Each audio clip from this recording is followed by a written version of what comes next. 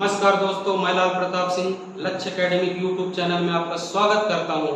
आज हम लोग भारतीय इतिहास के नए टॉपिक बौद्ध धर्म के बारे में डिस्कशन करेंगे, उनको बारीकियों से समझने की कोशिश करेंगे।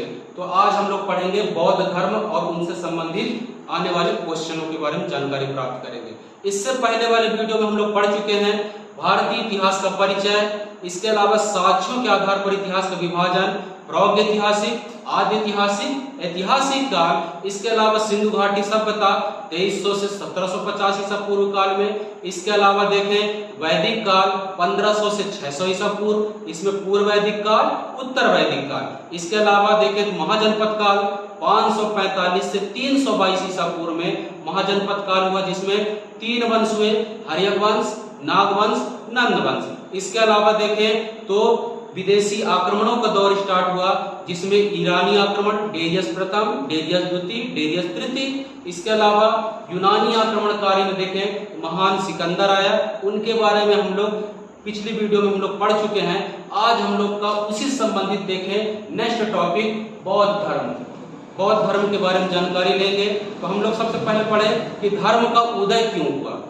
हम लोग पढ़ चुके हैं कि वैदिक काल में आडंबरों से तंग आकर आम जनमानस जो है ऐसे धर्म की खोज कर रही थी जो सरल और सुबोध हो, जिसके परिणाम स्वरूप भारत में 2 धर्मों का उदय हुआ, जिसमें से बौद्ध धर्म और जैन धर्म प्रमुख थे। तो कई बार एग्जाम में पूछ चुका है कि धर्मों के उदय के प्रमुख कारण क्या थे। तो वैदिक आडंबरों से तंग आकर आम जनमानस ऐसे धर्म की खोज कर रहे थे जो सरल और सुबोध, जिसके परिणाम स्वरूप धर्मों का उदय हुआ। जैसे भारत में 2 धर्म, बौद्ध धर्म और जैन धर्म हुए, उसी के समकालीन देखें भारत के बाहर 3 धर्मों का उदय हुआ। बहुत इंपॉर्टेंट क्वेश्चन है, पूछता है कौन कौन सा। ईरान का जरथुस्त्र, यूनान का पाइथागोरस और चीन का कन्फ्यूशियस धर्म। ये तीनों धर्म हैं, वो बौद्ध और जैन धर्म के सिमिलरिटी, इक्वलिटी थे, है ना। क्वेश्चन आएगा कौन कौन सा। ईरान का जरथुस्त्र, यूनान का पाइथागोरस और चीन का कन्फ्यूशियस धर्म। ये जैन और बौद्ध धर्म के संबंधित थे। जैसे भारत में था बौद्ध धर्म और जैन धर्म, उसी प्रकार देश के बाहर 3 धर्मों का उदय हुआ। तो हम लोग मेन टॉपिक में आते हैं बौद्ध धर्म।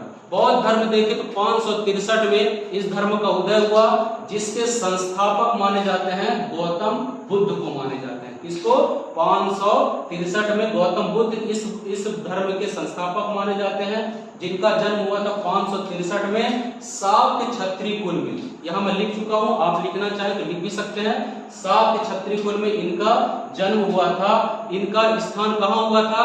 नेपाल के तराई स्थित कपिलवस्तु में इनका जन्म। कई बार एग्जाम में पूछ चुका है कि गौतम बुद्ध का जन्म कहाँ हुआ था। तो लुम्बिनी, पूरा डिटेल देखें तो नेपाल के तराई स्थित कपिलवस्तु में इनका जन्म हुआ था। इसके बाद देखें तो ज्ञान प्राप्ति कहाँ हुआ था।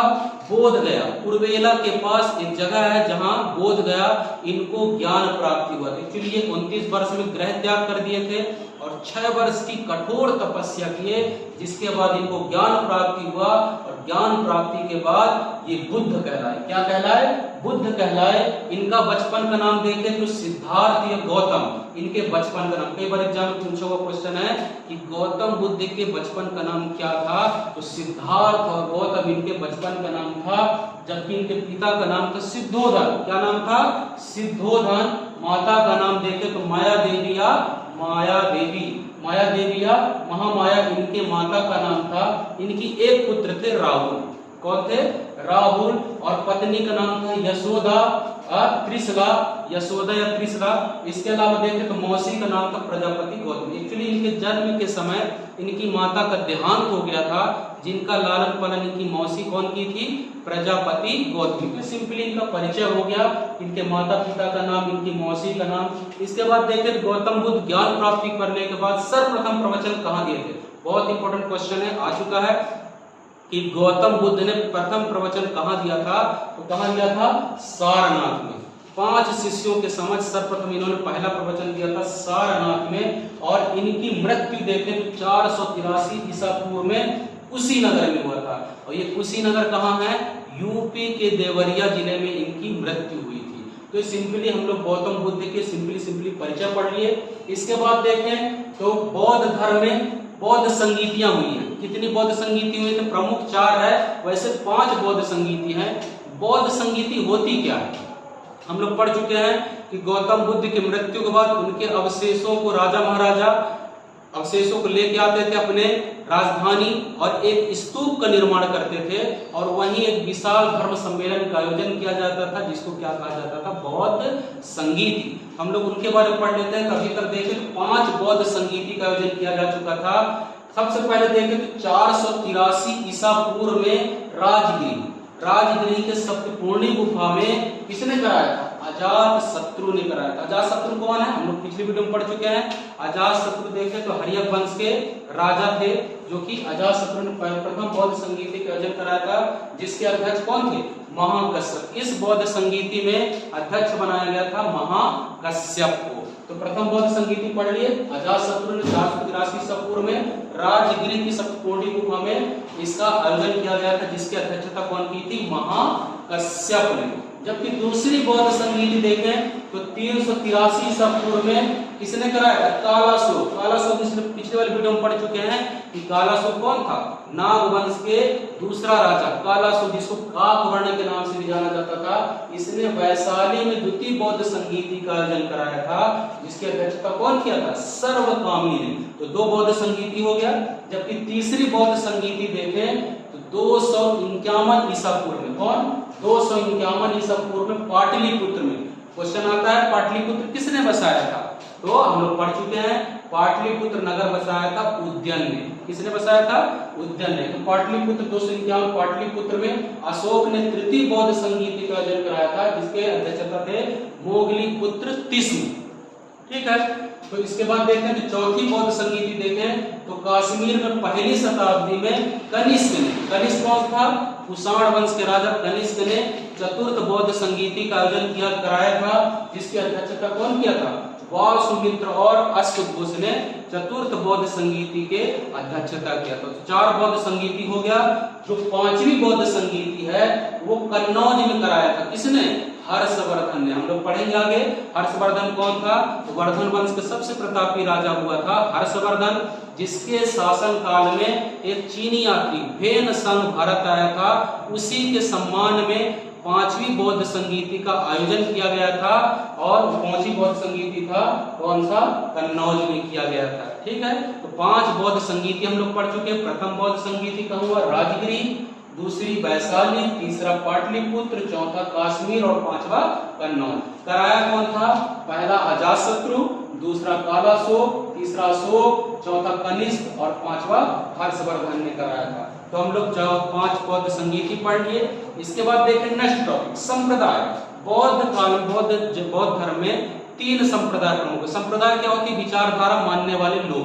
संप्रदाय देखें जैसे हम लोग आगे पढ़ेंगे जैन धर्म में 2 संप्रदाय है, दिगंबर और श्वेतांबर। उसी प्रकार बौद्ध धर्म में देखें तो कितने संप्रदाय हुए हैं? 3 संप्रदाय।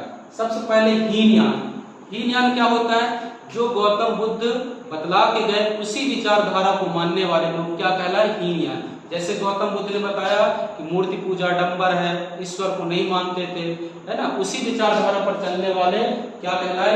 हीनयान, है ना। दूसरा महायान, आधुनिक युग के अनुसार मानने वाले लोग क्या कहलाए? महायान। वो मना करके गए थे कि मूर्ति पूजा नहीं करना है, बाद में उन्हीं की पूजा करने वाले लोग क्या कहलाए? महायान कहलाए। जबकि वज्रयान, तंत्र मंत्र जादू टोना को मानने वाले लोग क्या कहलाए? वज्रयान। तो हीनयान, महायान, वज्रयान 3 प्रकार के संप्रदाय पढ़े बौद्ध धर्म में। इसके बाद देखें पिटक क्या होता है। तो पिटक देखें तो बौद्ध धर्म में ग्रंथों को क्या कहा जाता था? पिटक कहा जाता था। क्या कहा जाता था? पिटक। और बौद्ध धर्म में कितने पिटक हुए हैं? 3 पिटक। सबसे पहले देखें शुद्ध पिटक। शुद्ध पिटक क्या होता है? क्वेश्चन आता है कि शुद्ध पिटक क्या होता है? तो बौद्ध भिक्षुओं के अनुशासन को जिसमें उल्लेख किया गया है वो क्या था? शुद्ध पिटक। क्या था? शुद्ध पिटक, जिसके रचनाकार थे कौन? उपाली। कौन थे? उपाली। जबकि बिना पिटक में अनुशासन को उल्लेख, जबकि शुद्ध पिटक देखें तो इसमें बौद्ध भिक्षुओं के देखें तो शिक्षा का संदेश दिया गया। क्या दिया गया? शिक्षाओं का संदेश दिया गया। किसमें? विनय पिटक में, जिसके रचनाकार कौन है? आनंद। तो विनय पिटक का वाली सुत्त पिटक के आनंद है। क्वेश्चन आता है विनय पिटक सुत्त पिटक किस बौद्ध संगीति में अलग किया गया था? तो प्रथम बौद्ध संगीति में इसको अलग किया गया। जबकि अभिधर्म पिटक में देखें तो नैतिक आचार संहिताओं का उल्लेख किया गया। किसमें? अभिधर्म पिटक में। ठीक है, हम लोग संप्रदाय पढ़ चुके, इसके अलावा पिटक पढ़ चुके। इसके बाद देखें तो बौद्ध धर्म की प्रमुख मान्यताएं, बहुत इंपॉर्टेंट क्वेश्चन आता है, बौद्ध धर्म की प्रमुख मान्यताएं क्या हैं? तो बौद्ध धर्म के देख प्रमुख मान्यताओं में ये अनिश्वरवादी थे। पहला टॉपिक, ये अनिश्वरवादी थे, मतलब ये ईश्वर को नहीं मानते थे। ये वर्ण व्यवस्था, जाति व्यवस्था, आडंबरों का विरोध किया है। इसके अलावा कर्म को मानते थे परंतु आत्मा को नहीं मानते थे। ठीक है, इनकी प्रमुख मान्यताएं हैं। इसके अलावा देखें बौद्ध धर्म में त्रिरत्न हुए हैं। कौन कौन सा? बुद्धम शरणं गच्छामि, धम्मम शरणं गच्छामि, संघम शरणं गच्छामि। तो बुद्ध, धम्म, संघ, ये बौद्ध धर्म के त्रिरत्न हैं। इसके बाद देखें बौद्ध धर्म के शिक्षा के केंद्र। बौद्ध धर्म में देखें तो 3 प्रमुख शिक्षाओं के केंद्र। सबसे पहला है नालंदा। ठीक है, नालंदा देखें तो कहाँ है? बिहार में, जिसका निर्माण किसने कराया था? गुप्त काल के शासक कुमार गुप्त ने इस नालंदा विश्वविद्यालय का निर्माण कराया था। इसे ऑक्सफोर्ड ऑफ महायान के नाम से भी जाना जाता है। दूसरा देखें तो वल्लभी और तीसरा देखें तो विक्रमशिला। ये प्रमुख बौद्ध धर्म के शिक्षाओं के केंद्र जहां ये शिक्षा प्राप्त करते थे।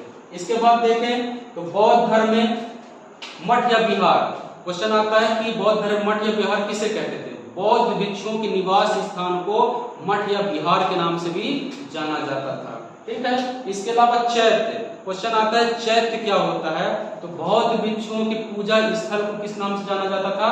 चैत्य के नाम से जाना जाता था। जबकि स्तूप देखें तो बौद्ध भिक्षुओं के समाधि स्थल को क्या कहा जाता था? स्तूप कहा जाता था। और निर्माण, बहुत इंपॉर्टेंट क्वेश्चन आता है कि निर्माण क्या है? तो बौद्ध धर्म में मोक्ष प्राप्ति को निर्माण कहा जाता है। ठीक है, ये बौद्ध धर्म के हम लोग प्रमुख जानकारी प्राप्त कर चुके हैं। बौद्ध धर्म के अनुसार देखें तो जिस सुख की हम उम्मीद करते हैं वही दुख का कारण होता है। इनकी मान्यता है कि जिस सुख के लिए हम उम्मीद करते हैं वही दुख का कारण है। इनको बचने के लिए एक मार्ग है क्या? न अधिक विलास, न अधिक संयम। जैन धर्म और बौद्ध धर्म में प्रमुख अंतर बस इतने ही है कि वो अधिक आत्मा पर विश्वास करते हैं, वो अति संयम आत्मावादी हैं, और ये न अधिक संयम न अधिक विलास पर विश्वास करते हैं। तो आज हम लोग पढ़ चुके बौद्ध धर्म। इसके अलावा देखें बौद्ध धर्म में कुछ घटनाएं हैं, उनसे संबंधित सबसे पहले क्वेश्चन आता है कि बौद्ध धर्म में गृह त्याग को क्या कहा जाता है? तो बौद्ध धर्म में देखें तो गृह त्याग को महाभिनिष्क्रमण के नाम से जाना जाता है। क्या? महाभिनिष्क्रमण के नाम से भी जाना जाता है। बौद्ध धर्म में ज्ञान प्राप्ति को क्या कहा जाता है? तो ज्ञान प्राप्ति को महासंबोधि के नाम से जाना जाता है। जबकि बौद्ध धर्म में देखें तो उपदेश को क्या कहा जाता है? महाधर्म चक्र प्रवर्तक के नाम से जाना जाता है। और मृत्यु को महापरिनिर्वाण के नाम से भी जाना जाता है। ठीक है, एक और क्वेश्चन में इसमें आता है ज्यादातर कि बौद्ध धर्म के 5 स्कंद लिखिए। कितने स्कंद हैं? 5 स्कंद है। कौन कौन सा? रूप, संज्ञा, वेदना, विज्ञान, संसार। ये बौद्ध धर्म के 5 स्कंद हैं। कितने स्कंद हैं? बौद्ध धर्म के 5 स्कंद हैं। इसके अलावा बुद्ध चरित्र की रचना किसकी है? अश्वघोष की। ये भी क्वेश्चन कई बार पूछ चुका है कि अश्वघोष की रचना क्या है? बुद्ध चरित्र। तो आज हम लोग बौद्ध धर्म के बारे में डीपली पढ़ चुके हैं, इनके बारे में एक बार डिटेल समझ चुके हैं। सबसे पहले बौद्ध धर्म, सबसे पहले हम लोग पढ़े धार्मिक उदय का प्रमुख कारण। इसके बाद बौद्ध धर्म के गौतम बुद्ध का प्रमुख परिचय। इसके अलावा बौद्ध संगीतियों का अध्ययन। इसके अलावा संप्रदाय। इसके अलावा पिटक, मान्यता, त्रिरत्न, शिक्षा के केंद्र और उनकी घटनाएं। ये हम लोग बौद्ध धर्म कंप्लीट पढ़ चुके हैं। आने वाले वीडियो में हम लोग जैन धर्म के बारे में डिटेल से समझेंगे, उनको बारीकियों समझने की कोशिश करेंगे और समझेंगे कि बौद्ध धर्म और जैन धर्म में डिफरेंसेस क्या है।